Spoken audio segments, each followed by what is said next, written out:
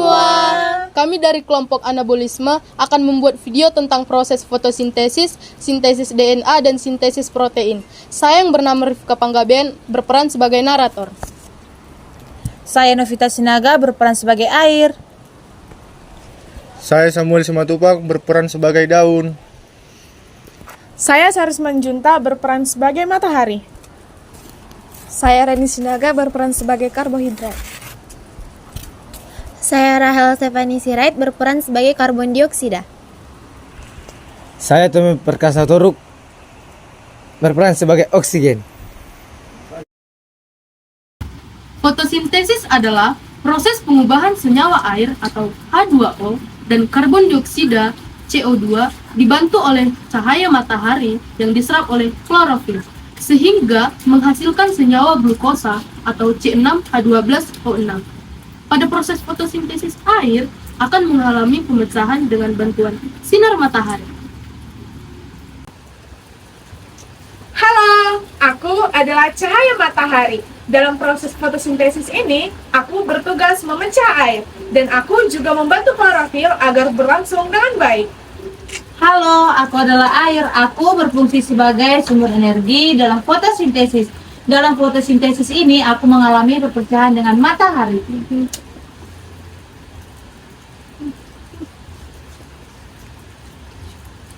Nah, itu dia guys, fungsi sinar matahari dan air. Dan juga ada karbon dioksida yang fungsinya tidak kalah penting loh. Hai, aku karbon dioksida. Dalam proses fotosintesis ini, aku berfungsi untuk mendapatkan energi dan mengubahnya menjadi oksigen. Aku adalah oksigen. Dan aku adalah karbohidrat. Kami adalah hasil dari fotosintesis. Demikianlah model pembelajaran role-playing kami dengan tema fotosintesis pada tumbuhan. Selanjutnya, kami akan menjelaskan tentang proses fotosintesis protein. Proses sintesis protein yang pertama adalah proses transkripsi di nukleus. Berikut adalah prosesnya.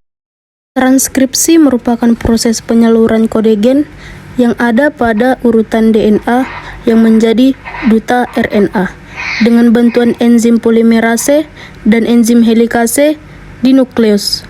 Nukleus pada bagian ini terdapat ikatan double helix DNA.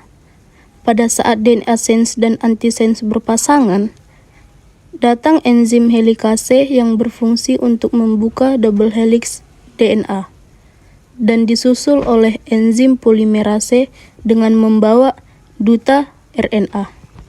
Setelah ikatan helix DNA, RNA terlepas, maka duta RNA dan sense berikatan. Di sini DNA sense mentranskripsikan kode gen pada duta RNA untuk melakukan proses translasi. Kemudian, duta RNA meninggalkan nukleus dan menuju ke sitoplasma. Setelah duta RNA terlepas, sense dan antisense kembali berikatan.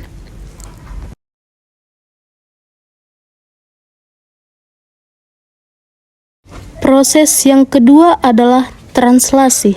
Berikut prosesnya. Translasi adalah proses penerjemahan kodon menjadi rangkaian asam amino oleh transfer RNA di ribosom. Setelah RNA duta ada di ribosom, subkulit unit kecil menempel pada duta RNA dan subkulit ribosom besar datang beserta sisi aktif peptida dan exit atau EPA. Proses translasi diawali dengan berikatannya kodon dan antikodon UAC. Asam amino yang dihasilkan adalah metionin. Setelah AUG dan UAC berikatan, asam amino metionin terlepas. AUG dan UAC terlepas. Setelah itu, kode gen GCU berikatan dengan antikodon CGA. Asam amino yang dihasilkan adalah alanin. Setelah berikatan, asam amino alanin terlepas. Kodon GCU dan antikodon CGA terlepas. Kemudian kodon AgU berikatan dengan antikodon UCA. Asam amino yang dihasilkan adalah serin. Setelah AgU dan UAC berikatan, asam amino serin terlepas. AgU dan UAC terlepas. Kodon CUC berikatan dengan antikodon GAG. Asam amino yang dihasilkan adalah leusin. Setelah CUC dan GAG berikatan, maka leusin terlepas. CUC dan GAG terlepas. Setelah itu, kodon CGU dan antikodon GCA.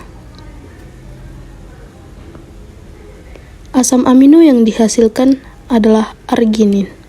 Setelah berikatan, asam amino arginin terlepas.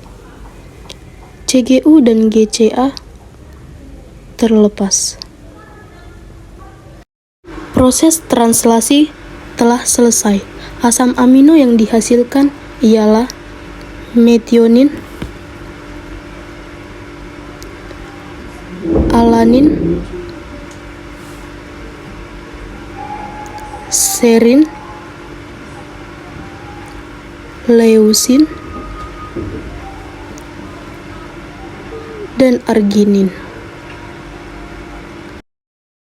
Dari proses transkripsi dan translasi yang dibawakan, kami menyimpulkan bahwa sintesis protein merupakan proses terbentuknya protein yang terdiri dari dua tahapan, yaitu transkripsi dan translasi.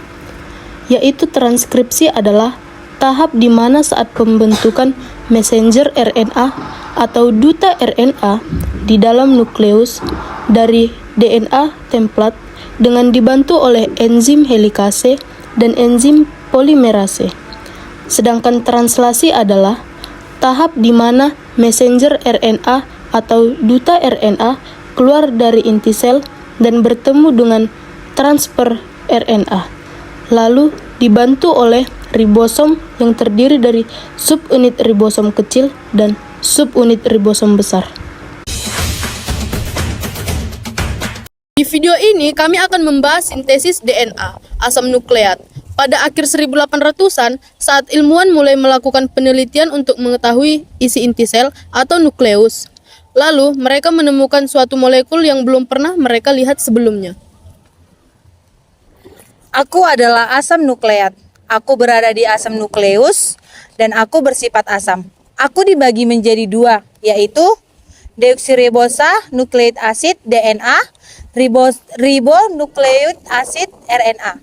DNA dan RNA tiga molekul utama yang besar loh. Halo, aku adalah komponen yang pertama. Aku adalah gula pentasa, yaitu monosakarida. Aku memiliki 5 buah jenis asam karbon, dan aku juga memiliki 2 jenis gula, yaitu ribosa dan deoksiribosa. Aku komponen yang kedua. Aku adalah gugus fosfat yang menghasilkan asam fosfat yang dikelilingi oleh 4 atom oksigen. Aku komponen ketiga. Aku adalah basa nitrogen. Komponen kecil yang memiliki bentuk kecil dan mengandung nitrogen.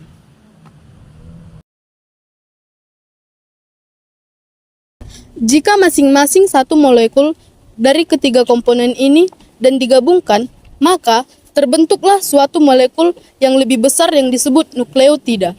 Jumlah besar nukleotida dapat bergabung membentuk susunan molekul panjang yang disebut nukleat. Hai, aku adalah asam nukleat, yang dimana setiap asam nukleat atau ujung gugus fosfat akan menempel pada atom karbon nomor 5. Maka daerah itu disebut dengan 5'. Lalu, ujung gugus fosfat akan menempel pada atom karbon nomor 3. Maka daerah itu disebut dengan 3'. Untuk menyebutkan secara keseluruhan, molekul ini kita dapat menggabungkan nama ujung dan urutan basa nitrogen yang disebut dengan 5', C, A, G, C, G, T, 3 prime. Hai semua, aku ada DNA yang memiliki gula yaitu deoksiribosa. Kemudian jenis basa nitrogen yang memiliki R4 yaitu A, G, C, dan T. Dan juga untayan yang memiliki adalah untayan rantai ganda. Rantai ganda bersifat komplementer dan berpasangan. DNA tidak berbentuk lurus seperti tangga, namun seperti lilin yang membentuk spiral. Hai, aku adalah RNA. Aku memiliki gula yaitu ribosa, tetapi aku tidak ditemukan di basa nitrogen timin, melainkan aku diganti oleh urasil yang jenis basa nitrogennya adalah AGC dan U. Untaian pada RNA hanya berupa rantai tunggal. Nah, kurang lebih itu dia penjelasan singkat mengenai sintesis DNA dan jenis asam nukleat. Sekian video role playing kami dari kelompok anabolisme. Jika ada kesalahan kata, kami mohon maaf. Terima kasih.